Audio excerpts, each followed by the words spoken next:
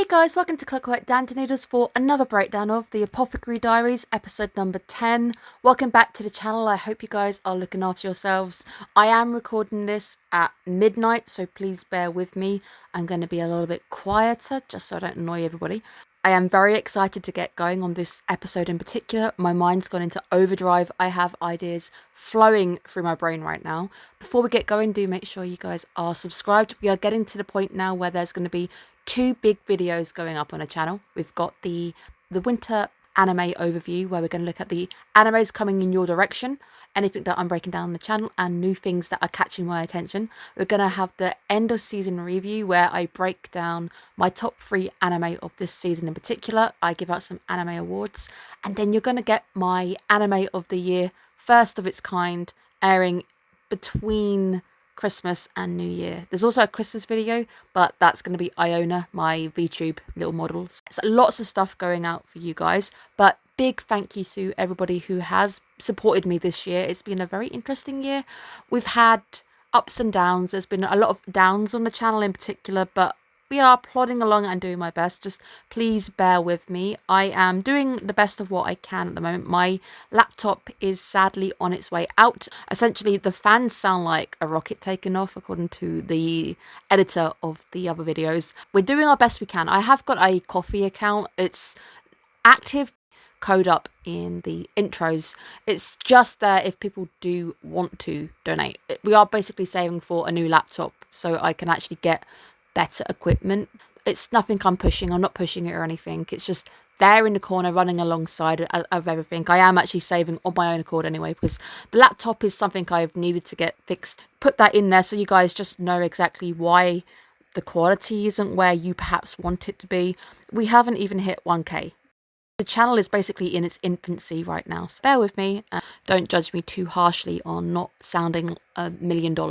Go straight into it because there's so much going on this week. I absolutely love the fact that Mau Mau still has her palace friend. The first person who was nice to her, the person that she now goes to give her food. I like that as well because you can imagine being a serving girl who just does laundry. You don't really get to have any delicacies or anything, so Mau Mau does make her quality of life better. I love the fact as well she is a source of gossip. We know what's being spread around the court. We know what people are saying. People are blaming the person who self-deleted for the poisoning in the party. There's no evidence right now, but that could be a rumor started by somebody trying to cover things up, which I think would be interesting to see where that goes. I like the metaphor too of the fruit trees being pretty much useless once they stop producing fruit. Metaphor for those living in the court, and a lot of the stuff this week I wanted to mention and give good kudos for is the fact that life in the court is really well developed in this anime.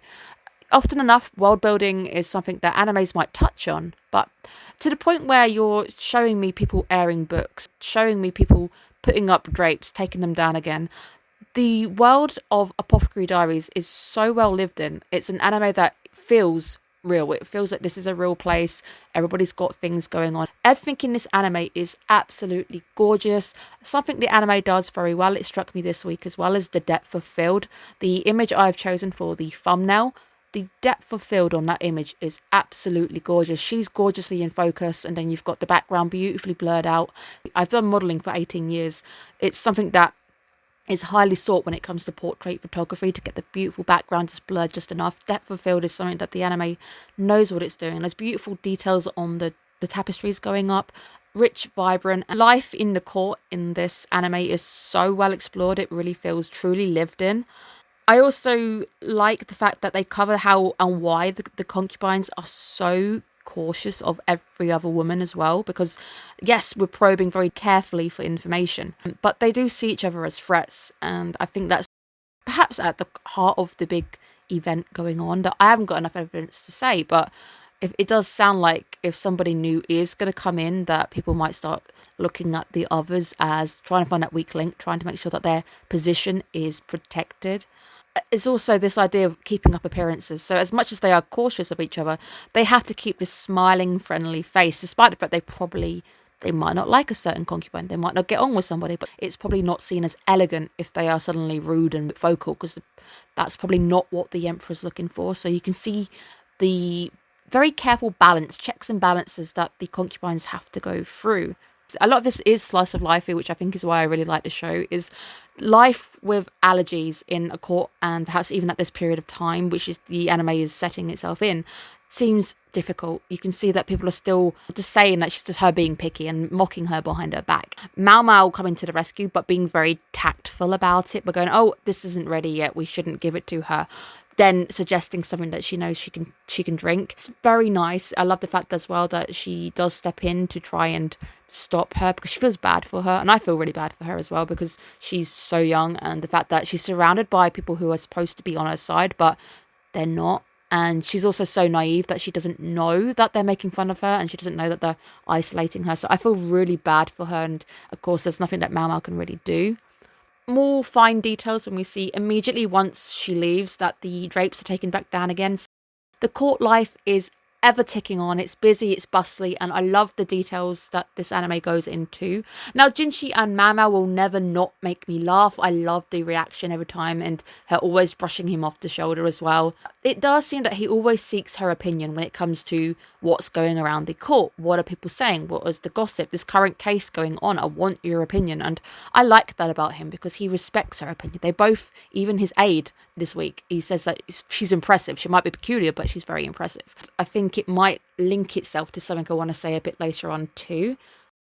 The suspected concubine this week, which I think is nice, because we have a new concubine, we've got new colours, a new pavilion to explore. I love the colours on this, because it's a very dark mauvey purple, which looks really, really nice. The deco is gorgeous. As Mao says, it's homey. This is the impression she's given off, because she's also slightly older as well.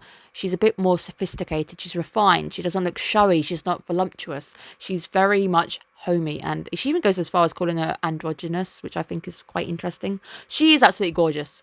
I think a lot of these women have just gorgeous outfits, gorgeous looks. I would love to cosplay. Still haven't decided, but I'm hoping that Mao Mao will get a new outfit, and I'm going to go, yep, I want to cosplay that. If she doesn't, it will probably be the Lishi, the one who was blue, probably her. But I'm just going to hold out for now, because I'm in no rush to pick up another costume just yet. But the lady coming down the staircase with the beautiful depth of field, she's certainly the woman we saw on the wall drinking in the opening sequence, which makes me wonder what she's doing, because there's also the tease at the end where she seems to drop some of the sake and it drops down, and it seems to be important of sorts. So something is going on here. Obviously this week it feels very detective based, where Jinshi hasn't given her details. He's just gone, yep, do some work, 3 days here, see what you pick up. He hasn't told her to pick up anything in particular. It also feels like he's testing her limits. I know he respects her, but he seems to be on something, and he definitely knows something is up, but he can't himself go in because he knows people wouldn't act or reveal anything with him around. So sending her in as a mole is very, very clever, but he also knows that she's probably going to pick up on something. These guys aren't exactly going to come out in the opening and be like, I'm doing bad things. They're not going to make it that easy. And to the point where Jinshi ends up having to change tact and questions, because as nothing notable actually came out, she doesn't really report on anything. She hasn't picked up on anything because nothing really comes out. There were a few really nice moments that I thought were interesting, especially when they're sleeping in the hall and the girls they're either shivering or there's moisture in the air, and that's what I can think of, where they're drying out the books because there's perhaps moisture in the pavilion, and maybe that could be a hint that maybe they want a better pavilion. Maybe the pavilion themselves is old, as she says, and the girls maybe they are suffering and it's cold in that hall. I don't know. My mind's trying to do all of the linking bits, trying to take out as much as I can from the information given.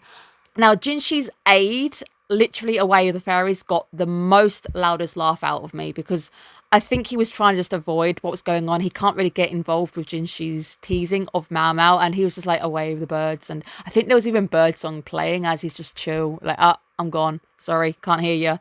That was absolutely hilarious. I do now wonder, I know Jinshi's there to get reactions, and he's obviously wanting her to give him a reaction. He lives for that. But I do wonder if he knew it was going to be the trigger for all of the answers clicking in her head. What I got from this episode was honey was key. My words, I'm tripping over them tonight. It made me wonder if Jinshi already knew that, and he was hoping that it would trigger something within her to click in her head. Maybe I'm giving him more credit than it's due, because it might just be he just wanted to tease her. But the concubine comes in and tells him, no, you can't do that. What are you doing to my apothecary? And I love it. It actually stops him, and he's very childish this week as well.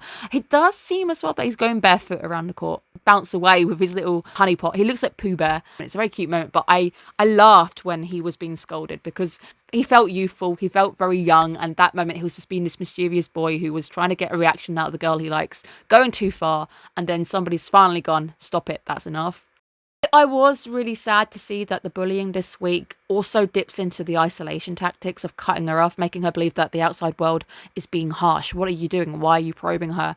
Even though it's for her best. She's trying to understand, you don't actually like honey. You can't have it, can you? And there's something bad has happened. I am wondering if something with the head lady in waiting is really up, because the young courtesan seems absolutely terrified when she mentions her. So something is here, something is key. Honey is definitely the key. The big massive twist that of course everybody wants to talk about, the adopted dad being listed as the ex-court doctor. He's the one who delivered the baby. The baby is described as being gone. The terminology is weird. Would they not just say deceased? Would they not say the baby has died? Nobody's technically saying dead. Simply saying gone makes me raise a few eyebrows. Did the baby die, or is the baby gone? And where did the baby go? So dad, or ex-dad, is a eunuch, which means he can't have kids. He's not her blood dad. So who's her parents? Who is her dad? We know who her mum is, but who's her dad? Why was he expelled from the court? For what purpose? What was he up to? There is so much going on this week, because especially when she said a lot of these herbs that I'm finding have been planted there by somebody who I also looked up to and I grew up around as a kid, because I recognise these. There is so much going on. My mind is starting to go into overdrive, and I'm starting to make some wild theories, but I don't want to put too many of them out there in case they turn out to be right, but also in case it sparks somebody to spoil something. I am going to sit on them because I've got some wild theories about Jinshi now, and I don't want to go into them too much because I know the red herring was brought up this week, and I think a lot of people are trying to do the whole, oh, she looks like him, and I don't think there's the link there.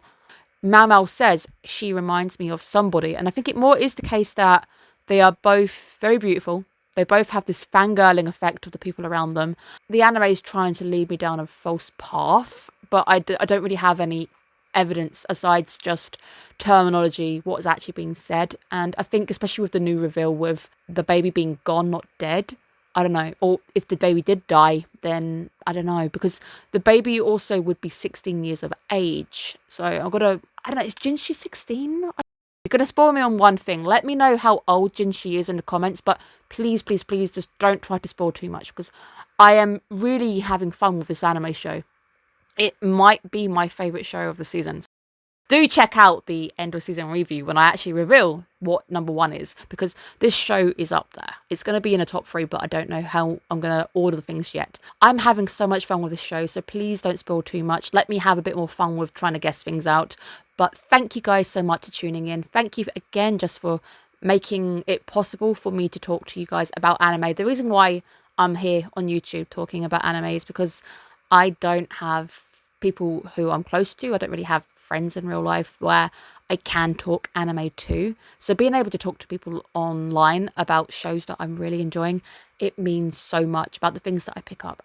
It's just amazing that there's still nearly 800 of you who are interested in hearing my thoughts. Thank you so much. I will save that for my big gushy video at the end of the year itself. Honestly, thank you for being a part of the Clockwork Dandy Noodles, the Noodle Bowl experience, and I hope to see you for many seasons ahead. Thank you guys so much. Have a great day.